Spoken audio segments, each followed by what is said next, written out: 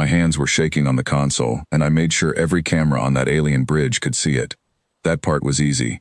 Everything else was an act. The trembling voice, the long pauses like the words were stuck in my throat, the way I let my eyes go glassy the moment I said the word unconditional. But the shaking hands were real, because I was genuinely afraid, not of the enemy in front of me, of losing count of the seconds. "This is Captain Elena Reyes, of the Deep Space Cruiser Kestrel," I said into the open channel, representing the remaining ships of the Sol Defense Fleet. "We surrender. All vessels, all crew. We ask only that our people be treated according to the terms of the Ganymede Accords." The enemy fleet had a name for itself that translated roughly into the Dominion, and their command ship filled my main screen the moment I opened the channel. It was not built like a warship at all. It was built like a monument. Curved black halls, banners hanging from the ceiling, rows of armored officers standing shoulder to shoulder like they were posing for a portrait that would hang in a museum someday. At the center of it sat Admiral Thras, a tall, reptile-skinned commander with a crest along his skull that flared when he was pleased. And right now, watching my face on his screen, he was very pleased. "The little apes finally understand their place," he said, not even looking at me, speaking instead to his own crew. "Send this to every ship in the fleet. Let them all see the human captain bow." I did not bow. I stood at attention with my chin level and let the cameras record my face doing absolutely nothing useful for them. Fear, yes, plenty of that, real and raw. But not shame. I could not give them shame, because shame would look wrong later, when people studied this exact footage for years to come. "Your fleet," Thras said, turning back to me with lazy amusement. "The 71 ships our scouts detected 3 hours ago retreating toward the outer system. Order them to power down their engines and transmit their positions. We will come and collect our new prisoners." "They stopped being mine to order the moment I opened this channel, Admiral," I said. "That is how our chain of command works. Once I surrender, my authority ends. You will have to ask them yourselves." A flicker of irritation crossed his face, quick and small, gone almost before it started. He raised one clawed hand and gave a command in his own language. I heard it relayed down through the ranks behind him. A full sensor sweep, active scanning across the entire system, out to 2 light hours in every direction. I kept my face still and thought back to exactly 3 hours earlier. 3 hours earlier, I had been standing on this same bridge, on a secure and heavily encrypted channel with Fleet Admiral Adeze Okonkwo, who also happened to be my own mother, which was either the strangest coincidence of my career or the reason I had been given this particular mission in the first place. She had asked me only one question that actually mattered. "Can you sell it?" "I can sell it," I told her. "A crippled ship, 1 reactor down, real casualties on the crew manifest, because we did take real damage getting here. They will believe a captain who surrenders because she has nothing left to lose and no fleet left worth saving. What I need from you is time, whatever amount of time it takes them to celebrate. The Dominion did not fight wars the way we did. Conquest for them was theater. It was built directly into their command structure. Every surrender got turned into a ceremony, recorded, broadcast across their entire fleet, savored like a meal before anyone even thought about logistics. I had studied every recorded first contact report we had. Every single one described the exact same pattern. Confirm the surrender, assemble the officers, broadcast the ceremony. Only after all of that, begin to think about actually securing prisoners and ships. That gap between confirmation and logistics was, historically, at least 40 minutes. My job was to stretch it as long as I possibly could. That was the entire reason for the shaking hands. The long pauses. The 6 full minutes I let Admiral Thras spend describing, in great and boring detail, exactly how inferior he believed humanity to be, while I stood there letting him think I was absorbing every word. Meanwhile, 71 starships that had spent the last 3 hours performing a slow, visible, carefully staged retreat toward the far edge of the system had done something very different the second my surrender broadcast opened, and every sensor operator in that armada turned their full attention toward my one small ship and its dramatic collapse. They had gone dark, and they had turned their engines toward home, in a wide, looping curve that led them nowhere near retreat at all. "Admiral," said a voice somewhere off-screen, sharp with a tension that had not existed on that bridge a moment before. "Sensors report negative contact. The human fleet is not at the reported coordinates." Thras did not stop smiling yet. I will give him credit for that much composure. "Widen the sweep," he said. "Sir, we have already widened it. 2 light hours, every possible frequency. There is no human fleet anywhere in this system." "Then find it," Thras snapped. And for the first time his eyes came back to me, and I watched years of easy contempt curdle into something that had not yet become fear, but was clearly heading in that direction fast. "Where is your fleet, Captain Reyes?" I let myself smile, just slightly. "Just enough for the cameras." "I already told you, Admiral. The moment I opened this channel, they stopped being mine to command." I glanced at the small chronometer glowing in the corner of my display. 2 minutes and 40 seconds since the surrender began. Their fleet was spread across nearly 500,000 kilometers in full ceremonial formation. Shields lowered for the broadcast, because of course you lower your shields to properly humiliate the defeated on camera. That was tradition too. If I had to guess though, I would say they are about to stop being lost. The bridge behind Thras had shifted from smug laughter into a rising wave of alarm, and somewhere inside that noise I heard the phrase that mattered most, spoken in the tone of someone who very badly hoped they were wrong. "Jump signatures detected." They were not wrong. "You built your entire war around watching us kneel," I said quietly, mostly to myself now, since I doubted the translation software was even keeping up with Thras's own officers anymore. "You never once built a plan for what happens in the 40 minutes after." My own sensors, still working, still humble, still very much outside the terms of any surrender Thras had actually verified in writing, lit up with 71 return signatures. No longer looping, no longer retreating, dropping out of faster-than-light travel in a wide shell around an armada that had spent the last 3 hours celebrating with its shields down and its formation frozen for the cameras. "Admiral," I said, as the lighting on his bridge flickered from something happening just outside the hull, "on behalf of the Sol Defense Fleet, I formally withdraw my surrender." I cut the channel before he could answer. I did not need to hear it. What I needed to do now was survive the next 10 minutes because my ship was still crippled, still sitting inside a system full of angry aliens who had just realized they had been outplayed on camera in front of their entire fleet, and pride, I had learned, made people dangerous in ways that clean strategy never could.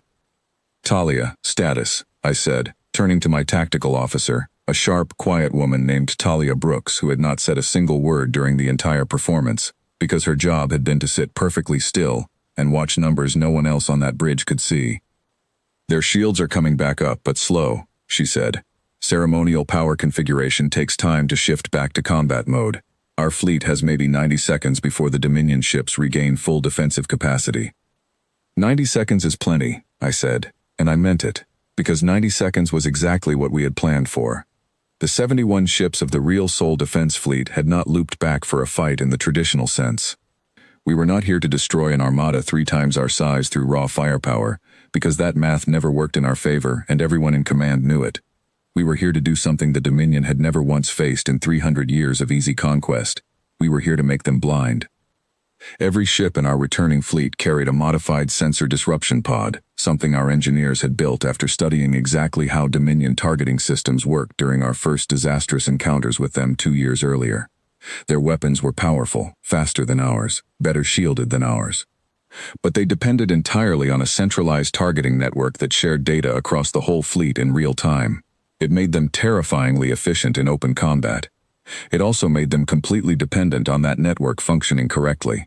"Deploy the pods," I said. Talia's fingers moved across her console, and somewhere out in that 500,000 kilometers of ceremonial formation, 71 small devices detached from our returning ships and began broadcasting a storm of false data directly into the Dominion targeting network, the same network that had been running for 3 hours straight without interruption, comfortable, unquestioned, and completely unprepared for anyone daring to interfere with it. On my screen, even without direct access to their internal systems, I could see the result. Ships that had been holding perfect formation began drifting. Weapon systems that should have locked onto targets within seconds instead cycled through false coordinates, empty space, their own allied vessels, anything the disruption pods fed into that trusting network. "They are turning on each other," Talia said, and there was something careful in her voice, something that was not quite satisfaction, because none of us wanted this to become the kind of victory people would tell terrible stories about later, not intentionally. "Their automated defense grid thinks it is under attack from inside its own formation." "Good," I said. "Confusion buys us time. It does not need to be a massacre. We need them retreating, not destroyed." That distinction mattered to me more than almost anything else in this entire plan. We were not the Dominion. We did not believe in ceremony built around humiliation, and I was not interested in becoming the kind of commander who celebrated an enemy's suffering the way Thras had celebrated mine 20 minutes ago. What we needed What the whole plan had been built around from the very beginning was to make the cost of staying in this system higher than the cost of leaving it. "Kestrel, this is Okonkwo," came a familiar voice over the fleet channel, and even through the distortion of long-range communication, I could hear my mother trying very hard to sound like a fleet admiral, and not like a woman checking on her daughter. "Report. Surrender withdrawn. Disruption pods active. Enemy fleet in disarray," I said. "Requesting confirmation to proceed with Phase 2. "Confirmed," she said. "Proceed." Phase 2 was simpler than Phase 1, at least on paper. While the Dominion fleet struggled to restore order to a targeting network that no longer trusted itself, our returning ships began a slow, coordinated advance, not toward the heart of the Armada, but around its edges, toward the long-range communication relay that Thras had used to broadcast my surrender to his entire fleet in the first place. That relay was the reason this entire war had gone so badly for us over the past 2 years. The Dominion did not send messages the way we did, ship to ship, waiting for replies. They broadcast everything through a single centralized relay that synchronized every vessel in their fleet at once, giving them a coordination advantage that had crushed 3 of our previous engagements before we ever understood how it worked. If we could disable that relay, even briefly, we would not just blind their weapons. We would blind their entire command structure, forcing every captain in that armada to make decisions alone, without guidance, in a fleet that had never once been trained to operate that way. "Talia, time to the relay," I said. 40 seconds at current speed," she said. "Their shields around it are already at 60% power and rising." "Then we need to move faster than 40 seconds, I said, and I turned to my helm officer, a calm, steady young man named Callum Ward, who had barely spoken during the entire surrender performance either, though I suspected it was nerves rather than discipline in his case. "Callum, give me everything the engines have left." "Captain, our reactor is still down on one side," he said. "Pushing this hard could..." "Could what, Callum?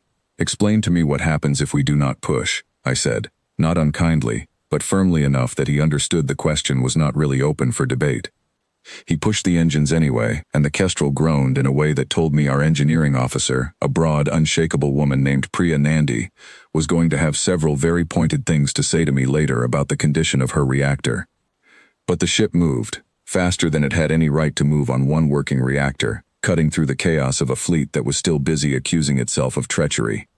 We reached the relay 11 seconds ahead of the rest of our fleet, which was either impressive piloting or reckless piloting, and I suspected everyone on that bridge privately believed it was closer to the second option. The relay itself was a massive structure, easily the size of a small moon, covered in defensive turrets that had, thankfully, spent the last 3 hours in ceremonial standby mode rather than active combat readiness. "Their shields are almost fully restored," Talia said. "We have maybe 20 seconds before this becomes very dangerous for us specifically." "Then let us make 20 seconds count," I said. "Fire the disruption charge."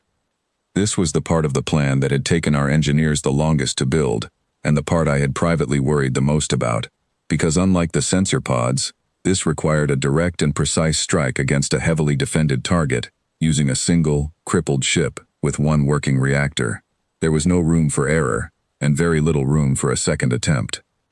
The charge left the Kestrel and crossed the remaining distance in seconds, slipping through a gap in the relay's rising shields that our engineers had identified weeks earlier during long, careful study of Dominion defensive patterns. A gap that existed only during the specific transition between ceremonial and combat power modes, lasting perhaps 3 seconds out of every hour. We hit it during that window, and the relay went dark. Not destroyed, not devastated, simply, completely, silenced. Across the entire system, every Dominion ship suddenly found itself alone. No shared targeting data, no coordinated commands from Admiral Thras, no centralized network telling them where the danger actually was versus where their own confused sensors imagined it might be. For a fleet that had operated as a single connected organism for 300 years of easy victories, that silence was its own kind of disaster, far more effective than any weapon we could have fired directly at their hulls. "Fleet-wide channel all human ships," I said, opening a broadcast of my own now, one I had been waiting 3 hours to send. "This is Captain Reyes. The relay is down. Repeat, the relay is down. Proceed with the withdrawal pattern exactly as briefed. We are not here to destroy this fleet. We are here to make sure it leaves." Because that had always been the actual goal, the one my mother and I had agreed on long before any of this began. Not annihilation. Not the kind of crushing victory that would leave nothing behind but wreckage and grief on both sides. Just enough disruption, just enough confusion, to convince an enemy who had never once been forced to retreat that retreating was, for the first time in their long history of conquest, the smarter choice. Across the system, without their relay, without their coordination, without the easy certainty that had carried them through every previous encounter with humanity, Dominion ships began doing something none of them had likely ever done before. They began making individual decisions. And one by one, without a shared command telling them otherwise, those decisions started to look the same. They started pulling back. "Captain," Talia said. Her voice, for the first time all day, carried something that sounded almost like relief. Multiple Dominion vessels entering retreat vectors, Admiral Thras's flagship among them. I watched the tactical display as the great ceremonial hall of a ship that had, less than 30 minutes ago, hosted my staged surrender turned slowly away from the fight it could no longer coordinate, joining a growing exodus of confused, disconnected vessels heading back toward the edge of the system and, presumably, back toward whatever territory the Dominion still considered safely their own. "Do we pursue?" Callum asked, hands still steady on the controls despite everything the ship had just been through. "No," I said. "We let them go." It was not mercy exactly, though I suppose it looked like mercy from the outside. It was strategy built on a longer view than any single battle. A fleet that fled today, confused and humiliated by an enemy they had underestimated, would remember this system, remember this defeat, and think twice before returning with the same easy confidence that had cost them nothing but pride today, and might cost them everything the next time.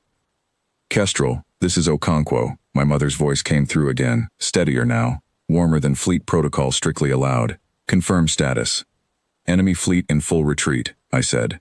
"Relay disabled, our casualties minimal, ship damage significant but stable. Recommend full withdrawal to defensive positions and immediate repair for all returning vessels." "Confirmed," she said, and then, after a pause just long enough that I knew it was not part of any official protocol at all, "Well done, Captain Reyes." I sat back in my chair as the last of the Dominion ships slipped out of sensor range and allowed myself, for the first time in 3 hours, to actually breathe. The trembling hands had been an act. The fear underneath them had not been. But somewhere between the surrender and the silence of that relay, the fear had turned into something steadier, something closer to certainty, and I understood, sitting there on a crippled ship in a system we had somehow managed to hold, that this was the story people would tell for years to come. Not the story of a captain who knelt, the story of a fleet that had never actually needed to be there at all, until the exact moment it mattered most. Admiral Thras had wanted the galaxy to watch a human captain surrender. Instead, an entire armada had watched itself fall apart, one confused ship at a time, because it had built 300 years of easy conquest on the assumption that no one would ever be patient enough, or careful enough, to make them fight without each other for even a single hour. We had needed only 40 minutes.